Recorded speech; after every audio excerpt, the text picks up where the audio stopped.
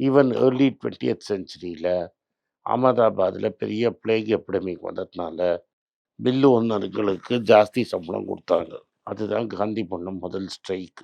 இதெல்லாம் எதுக்கு உங்களுக்கு சொல்ல வரேன்னா, அந்த காலத்து ராஜாவுக்கே இன்னைக்கு உன்ட்ட இருக்கிற மாடர்ன் டாய்லெட்டு, பாத்ரூம் போயிட்டு ஃப்ளஷ் பண்ணிட்டு வர மாதிரி இருக்கிற டாய்லெட்டு பெரிய ராஜாக்கே கிடையாது.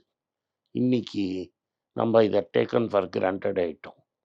இது மூலமா எய்தர் செப்டிக் டேங்கோ இல்லாட்டா சூவேஜ் லைன்ல கனெக்ட் ஆகி ஆட்டோமேட்டிக்கா அது கிளீன் ஆகுது. இது கூட நம்ம ஊர்ல கிடையாது. இந்த சூவேஜ் சிஸ்டம் கரெக்ட்டா வந்ததுனால, பல தொத்து நோய்கள் நம்மளுக்கு வராம போயிடுச்சு.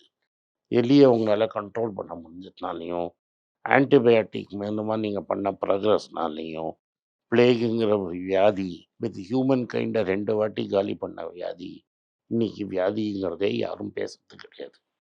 பிளேக பத்தி நான் யாராவது 4 பேர போய் கேட்டேன்னா, பிளேக்னா என்னன்னு என்னையே திரும்பி கேட்பான். இது மாதிரி பல சின்ன சின்ன வியாதிகளுக்கு வேக்சின் வந்ததுனால, பல சின்ன வியாதிகள் முன்னாடி வந்த மாரி வரது கிடையாது.